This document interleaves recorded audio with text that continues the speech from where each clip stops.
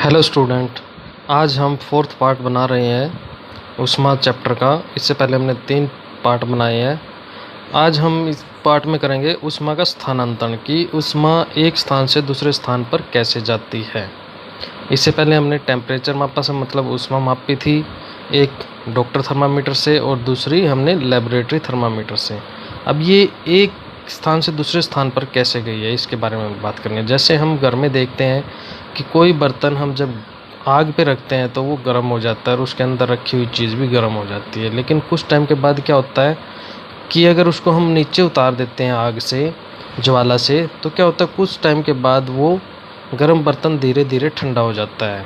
ऐसा क्या हुआ कि जो गर्म चीज़ है, जैसे ज्वाला है वो गर्म है, तो वो क्या होगी, ठंडे बर्तन की ओर चलेगी, मतलब गर्म से ठंडे की तरफ चल रही है।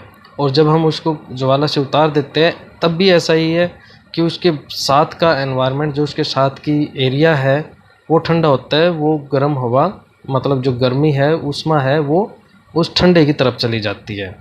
तो ऐसा ही कैसे हो सकता है, इसको हम देखने के लिए क्या करें कि एक क्रियाकलाप करते हैं। क्रियाकलाप 6 में हम इसमें क्या करते हैं कि एक लोहे की रोड या एल्युमिनियम की रोड ले लेते हैं और इसमें क्या करते हैं कि कुछ दूरी पे, बराबर दूरी पे हम मोम की ड्रॉप्स लगा देते हैं, बूंदें चिपका देते हैं और उसको उल्टा करके रख देते हैं, जैसे ये इसमें चित्र में दिखाया गया है। और एक साइड से हम इसको गर्म करना स्टार्ट कर देते हैं, मोमबत्ती रखी हुई है जैसे। तो हम धीरे धीरे क्या देखते हैं कि जो ये मोम टपकने लग जाता है जहाँ पे वो चिपकाया हुआ था ऐसे। तो क्या हुआ कि धीरे धीरे टपकते टपकते इसमें क्या होगा कि जो मोमबत्ती के सबसे पास है वो सबसे पहले मोम टपक जाएगा, टुकड़ा नीचे गिर जाएगा। उसके बाद क्या होगा, अगला टुकड़ा, फिर उसके बाद अगला, उसके बाद अगला।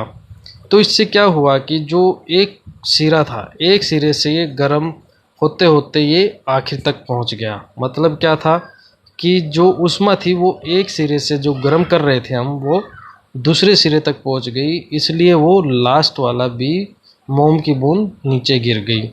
अब कैसे हुआ, तो इसको क्या कहेंगे, जब कोई ऊष्मा है प्रक्रम, जिसमें ऊष्मा किसी वस्तु के गर्म सिरे से ठंडे सिरे की ओर स्थानांतरित होती है, चालन कहलाता है।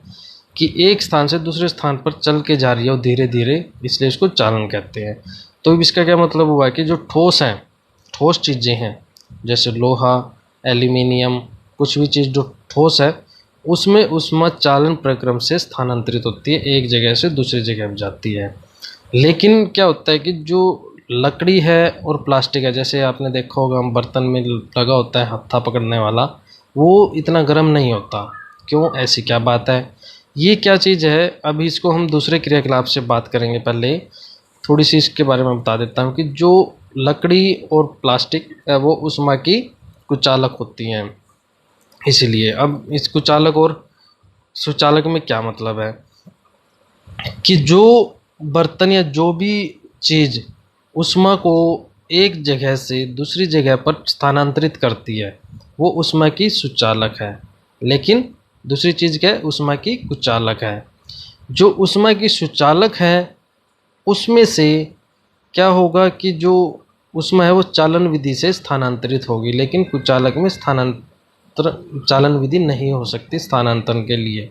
तो इसमें हम क्या करते हैं कि जैसे एक बीकर लिया, छोटे से बर्तन में पानी डाल देते हैं, उसमें प्लास्टिक की चम्मच या पेंसिल डालते हैं, तो एक गर्म डुबो देते हैं, तो उसको ऊष्मा का चालक कहते हैं, जिसमें से एक स्थान से दूसरे स्थान पर चले जाते हैं। जैसे हमने इसमें क्या, स्टील की चम्मच धातु से बनी हुई है, इसका दूसरा सिरा गर्म हो जाता है। अगर लकड़ी की चम्मच लेते हैं तो दूसरा सिरा ये अधातु है, दूसरा सिरा नहीं होता है, इसलिए कुचालक और सुचालक बोलते हैं इसमें। जैसे हमने ये रखा है, इसको अगर हम दूसरे सिरे में देखें टच करके, तो क्या होगा, जो लोहा या एल्यूमिनियम है वो गर्म हो जाएगी, लेकिन दूसरे में गर्म नहीं होता। तो इसका मतलब वो क्या है कि वो ऊष्मा के कुचालक है, या उसको बोला जाता है ऊष्मा रोधी है। लेकिन दूसरा जो, जिसमें दूसरा सिरा गर्म हो जाएगा, उसको बोला जाएगा ऊष्मा का सुचालक। ठीक है। अब इसमें तो क्या हुआ कि पानी है और वायु है, फिर इसमें कैसे हुई, ये ऊष्मा के कुचालक हैं वैसे तो, लेकिन कैसे स्थानांतरण होता है, इस चीज़ के लिए हम क्या करते हैं, अब हम अगला क्रियाकलाप करेंगे 4.8। इसमें हम क्या करते हैं, एक ऐसा बर्तन लेते हैं जो ये दिखाया हुआ है हमारे इसमें, ये वाला, इसमें हम 1/3 पार्ट मतलब 2/3 पार्ट को तीसरे हिस्से तक भर देंगे इसको पानी का, एक हिस्सा छोड़ देते हैं। और इसमें क्या करते हैं, एक ऐसे कलर्ड चीज़ डाल देते हैं जिसको बोला जाता है पोटासियम परमैंगनेट। पोटासियम परमैंगनेट डाल दिया और नीचे इसमें स्टैंड की तरह इसको खड़ा कर दिया। जैसे क्या किया कि ये जो ट्राई स्टैंड है, ये 3 स्टैंड ऊपर जाल रख दिया, नीचे इसमें आग लगा दिया, जो बर्नर रख दिया, या इसको हम मोमबत्ती से भी जला सकते हैं। इसमें क्या होगा, थोड़ी देर बाद जब ये पानी गर्म होना स्टार्ट होगा, तो पानी गर्म होने से बाद क्या होगा, ये जो पानी नीचे की तरफ है वो गर्म होके ऊपर की तरफ उठने लग जाएगा, और साइडों से पानी गर्म, ये यहाँ से पानी ऊपर की तरफ जाएगा गर्म होके, और ये साइड वाला पानी यहाँ पे ठंडा पानी यहाँ पे आता रहेगा। धीरे धीरे गर्म होके ऊपर जाता रहेगा, पानी साइडों से ठंडा आता रहेगा, पानी गर्म होके ऊपर उठता रहेगा, ठंडा साइडों से आता रहेगा। अब इसमें क्या होगा कि जब तक ये प्रोसेस, ये प्रक्रिया प्रक्रम चलता रहेगा जब तक कि सारा पानी गर्म ना हो जाए। ठीक है, सारा पानी गर्म हो जाएगा तो इसको जो पानी का ये प्रक्रम चला है, ये ऊष्मा का स्थानांतरण ही हुआ है, क्योंकि ये हमने कलर इसलिए डाला था कि हमें पता लगता रहे कि नीचे से गर्म होकर पानी ऊपर जा रहा है।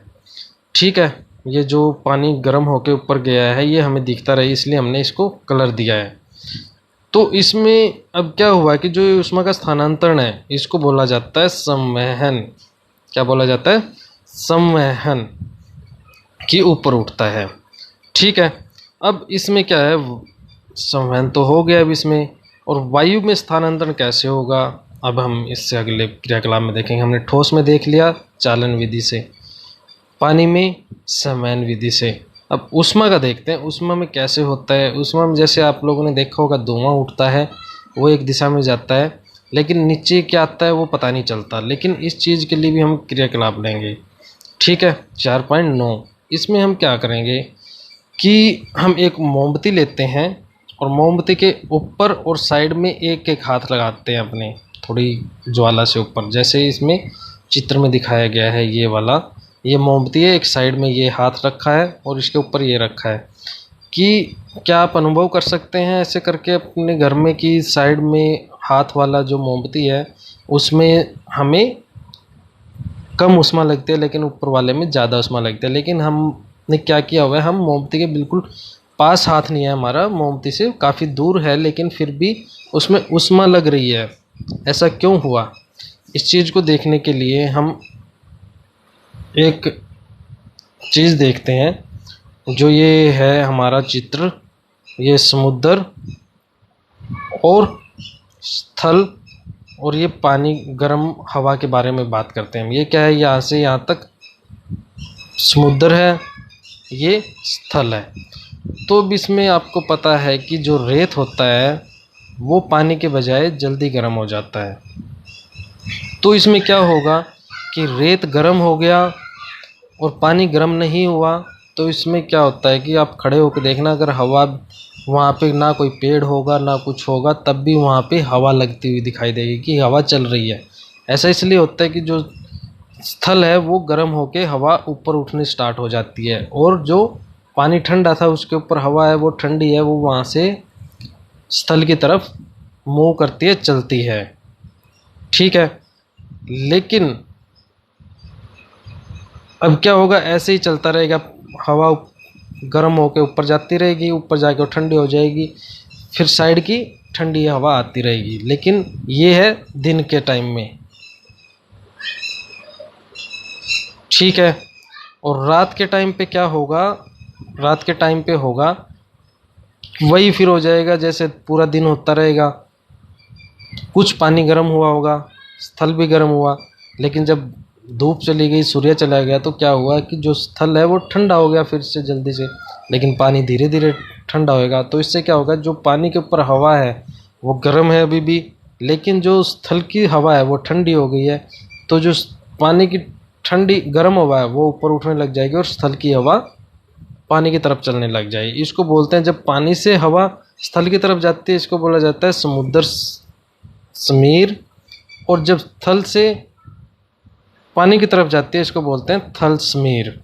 तो इसमें क्या है, यहाँ पे पानी ठंडा है, तो स्थल की तरफ आई और ये गर्म इधर की तरफ चला गया।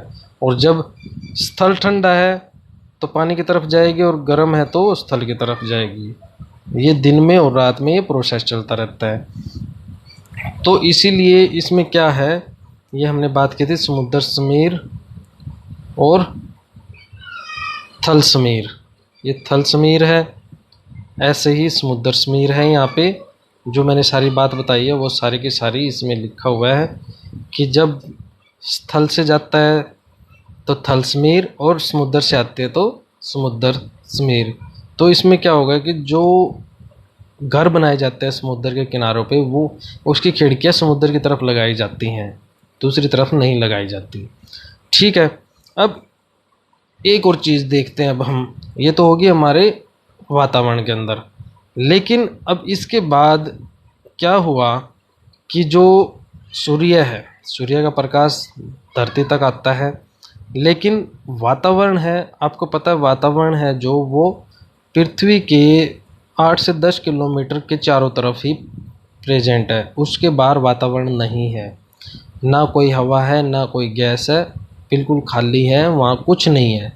फिर भी सूर्य की ऊष्मा हम तक आती है।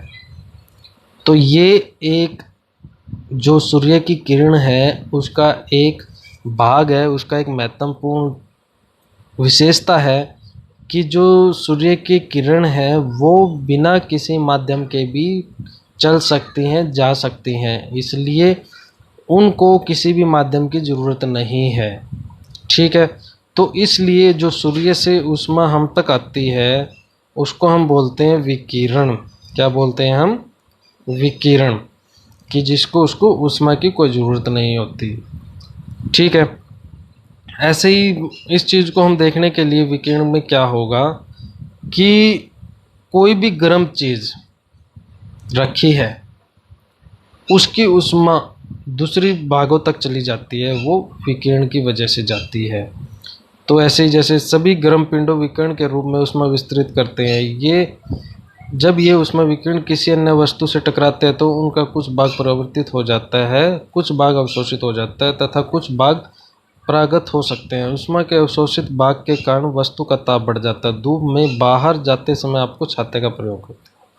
ठीक है, ये सारा है हमारा कि जो स्थानांतरण कैसे होगा ऊष्मा का, उसमें हमने 3 चीज़ देखी हैं। 3 चीज़ों में क्या था, सबसे पहले ठोस में कैसे जाएगा, पानी में कैसे जाएगा, जल में कैसे जाएगा और सूर्य से कैसे आती है। तो इसमें हमने 3 चीज़ों के बारे में बात की थी। फर्स्ट था चालन। चालन में ठोस वस्तुओं में चालन होता है, और हवा में और वायु में स्थानांतरण कैसे होता है, वो संवहन से होता है। और सूर्य से धूप जो गर्मी है वो कैसे आती है, वो विकिरण से आती है। ये 3 चीज़ें हैं ऊष्मा के चालन में। ठीक है।